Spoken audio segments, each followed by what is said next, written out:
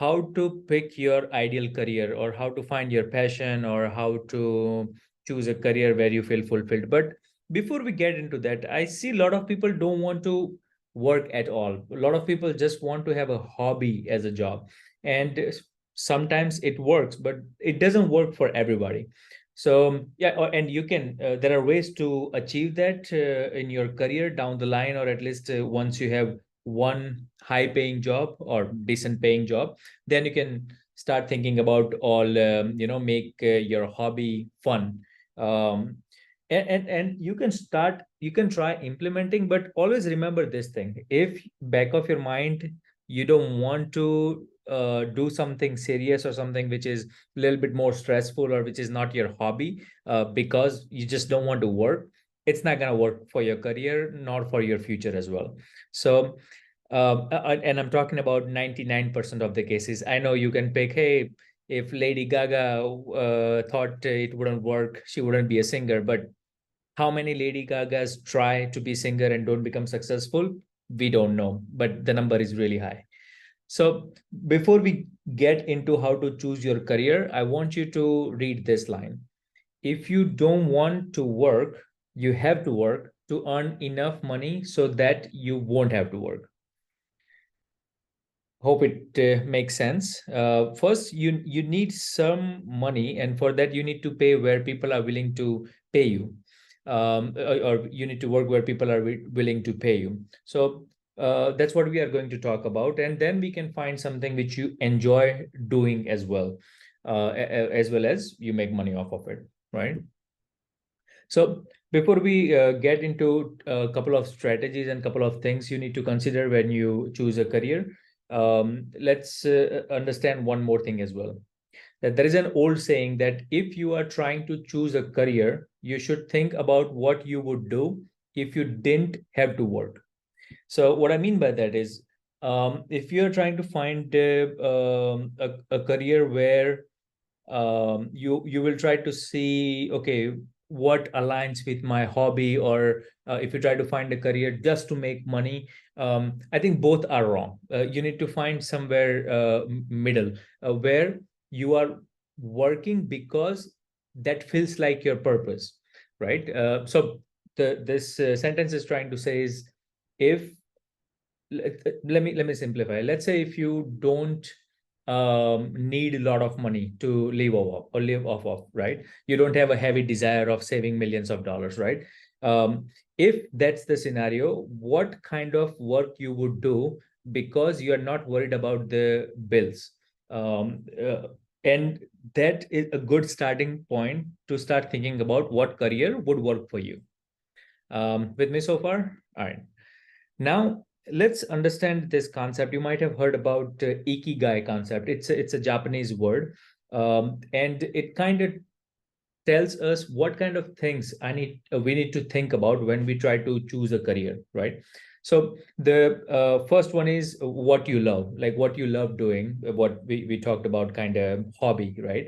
Or what you love, and it doesn't have to be singing or dancing as a literal hobby. It could be, let's say, you love talking, or you love performing on the stage, or you love writing, or you love reading, or you like computers, right? So it's like what you love. Try to make list of things which you think you love. Then the next thing is what the world. Sorry, let's go counterclockwise. The second thing is what you are good at. So um, there are a lot of times we love. Let me take a simple example. Let's say if you love singing, but if you're not really good at it, if nobody likes or enjoys or listens to you sing more than few seconds, loving to sing, it's not going to help you build a career, right? So you need to find something which you are good at as well. And how do you find what you're good at? By trying different things, and we'll get into it in some other video. But just try to combine all four things which I'm going to say. So two are what you love and what you are good at, right? Now there can be things which you love and you are good at. For example, cleaning. Let's say you love cleaning. You like everything clean, and you are good at it as well. But is being a janitor a good profession for you? It might be. I don't know. There is no judgment if that works for you, because there are a lot of people who started as a janitor and built a business off of it. But if it is not something which you want to do, the third thing comes, what you can be paid for, right? So, and when I say paid for, like you can be paid for at working as a janitor or in a McDonald's or something, but do you desire to get paid more, right? So think of the things which can pay you more. For example, like being in computer or finance or accounting or even video editing or script writing or whatever things you think can be high paying jobs for you, which works for you, right? So list those things. And the fourth thing is what the world needs. So this is an interesting thing. So if you find something which you love, which you are good at, and people are willing to pay for you, but if the world doesn't need it, and when I say world doesn't need it, as in let's say if you're a really good typewriter, right? And and in 80s and 90s, but in 2020, there are not that many openings for type writing jobs, correct? So you might be, I mean, you might love typing in a typewriter, you might be really good at it, you are getting paid for it, or you used to get paid for it, but the need is not increasing, need is decreasing, right? Or in other words, there is not that much demand for that work. So then it doesn't work, right? So you need to find something which is like what you love, what you're good at, what you can be paid for, and then what the world needs. And then if you combine only two out of four things, it gives you different thing, right? If you combine love versus what you're good at, that's your passion. If you combine what you're good at and what you can be paid for, that becomes your profession. What you can be paid for and what the world needs, that could be your vocation. Vocation is means your calling. And if you find something what you love and what the world needs, that could be your mission. And it could be for example, uh I don't know, save the tree or save the lion activist. Like you might love saving the tree because you have, feeling towards nature, and the world needs that as well. But if you're not good at it or people are not willing to pay for it, that mission is not gonna get you that ideal career, right?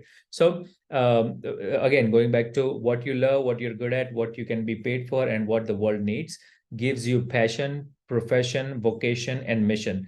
And when you combine all of it, or when you combine all four things of it, you find your ikigai. And that's the purpose, or that's the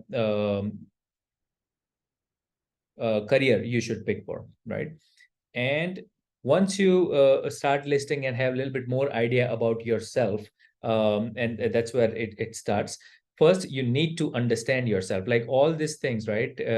Are you are you really trying to find a good career, or you just don't want to work, or you don't want to do the hard work, right? Are you what would be your purpose? After analyzing your ikigai, okay, you know the direction you want to go, right? So the first step is assessing yourself, right? Once self assessment is very important before you choose any career, or before you do anything, right? Now the next thing is make a list of occupation, and this doesn't have to be perfect for you. Once you will try to make this once try to implement this thing, you will get more clarity than you had in the beginning. So don't worry if you can't find the perfect answer, but you will find a really good path to walk towards, right? So make a list of occupation which you can do. Now, let's say if you have selected two occupation, what do you do? So most people do it. They go back to either school, or they try to learn that thing more. But in lot of occupations, you don't really learn every, or you don't need to be really good at something to get a job in it. So you can learn a lot of things in very few days. uh, But what you need to start doing is okay. Let me elaborate a little bit more on it.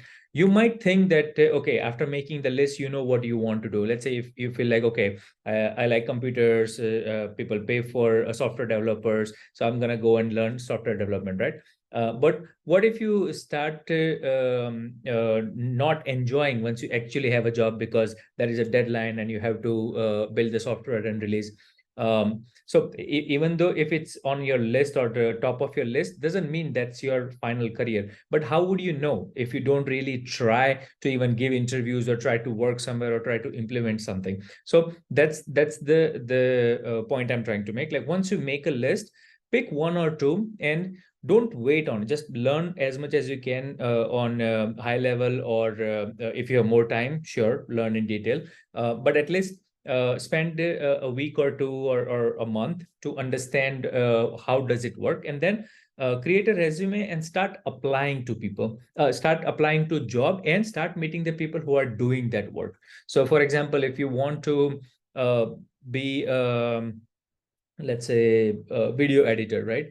Hang out with the video editors, go and apply for video editing positions, so you will see what they require, what kind of softwares is in demand, and start applying. Maybe in the first five interviews you will sit and you won't know how to answer, but as you interview more you will realize, okay, this is what I need to prepare and this is how I will answer, and then you can get that job. But faster you do that, faster you will get a job, and faster you will know if that's for you or not, right? So it's a process, and sometimes it's a hit and miss as well. Maybe in the first shot you might find something which you really enjoy and love, but it doesn't happen all the time, right? I don't know if you know the statistics, but 40% of people change their career after 35, and after I think 35 or 36, people, or 40% of people change their career at least once. So that people change it multiple times as well. But if you change it sooner in your 20s and 30s, the chances to be successful is much high versus if you change it in your 40s, right? So try to find one or two positions, one or two direction you want to go, prepare for it, apply, try to get a job, and then make that career choice, that if you enjoy doing that thing or not. Once you decide that okay, I like it for now, then you make a career plan, or set goals. I didn't like, okay, do you want to be just a video editor, or you want to manage people of video editing? Do you want to do video editing for YouTube channels, or do you want to go in Hollywood or something like, right? So you need to set your goals, like where do you want to go, and then make a plan and go towards it. But it won't be steps how it shows in the image. It will be very zigzag path. But when you don't know which direction to go, it's not a good idea to just sit and look in all direction. Good idea is just start walking. You might feel like, okay, that's a wrong direction, come back or go in a different direction, but you need to act on what you want to do. I want to add one more thing. I created a list of things which people require. Don't worry, I won't make you buy the course. I just want to show you on high level. So consider these things before you pick your career as well, right? So we talked about Ikigai, right? Then second thing is affection. I think I don't want to go in too much detail because it will become a much longer video. But basically, affection is something which I think it's very similar to what you would care about. I know it seems very lovey-dovey, but caring doesn't mean emotional thing. Caring meaning you have an affection towards that purpose, as we were talking about saving trees, or building a really nice software so people can improve their life. Like you need to have affection for the career which you want to choose. Then skills, and this is, I'm not talking about the skills you develop, I'm talking about the natural skills. Like if somebody who is generally shy and doesn't want to talk in public, it he can be a public speaker, but it's not a good idea to go and be a public speaker, right? Like if his natural talent is writing, or his natural talent is somewhere where he likes to work with people one on one, he needs to go in that direction versus where he's not comfortable, or his natural skills are not, his or her natural skills are not aligned with the career he or she wants to pick, right? Then qualifications, and qualification can be a lot of things. It could be different certifications. Like you might like helping people, but you cannot be a doctor if you don't have doctor's degree. So do you want to spend 10, 12 years and find that degree? Do you want to have that qualifications? No. Then see what qualifications you want to acquire and you're comfortable with. Then salary. There are certain jobs where you cannot make more than X amount of money. Make sure before you choose the career you are comfortable with that, and also think about the things which can make a lot more money in the future versus beginning money. For example, let me try to think. Okay, so if I work as a plumber versus if I start working as a intern developer or whatever, plumber might make 20 $30 in the beginning, 20 25, whatever they make, but as a junior developer you might get hired as a $12 an hour. But that doesn't mean that after 5 years your salary cannot be 200K, 300K. Maybe plumber salary doesn't the salary growth is not as good as software engineer, right? So you need to think what kind of salary or package you want to make in a long run. Then work life harmony. Okay, you might love finance, but you really want to work 80 hours a week. If you do, more power to you. But if you don't, be careful before you go in that direction, right? Then available opportunities and trends, as in let's say we talked about it, right? If some opportunities are not growing, for example, typewriter, right? I mean, there are a lot more things like, okay, content writer. It's there, but like after ChatGPT and Bart and all, I suspect the need for content writer will be less than what it was in 2022, right? So do you want to start your career in that direction, or you want to find something which utilizes your content writing skills, but it amplifies with something else as well? So combine it with other in-demand technology, right? And then life priorities. I think it's very personal, but basically what kind of life you want to live and choose, right? So like if I take my own example, I was growing as a manager, then director of engineering. I used to manage 150 teams based on the time period of the year.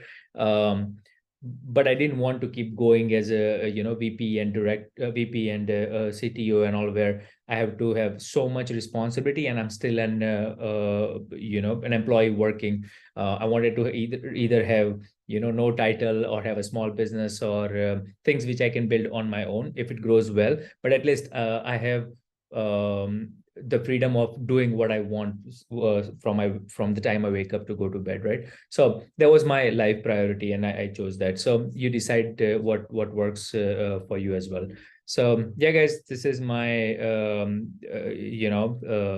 thoughts about what you need to do to choose a career. But if I can conclude everything in one, just start doing something.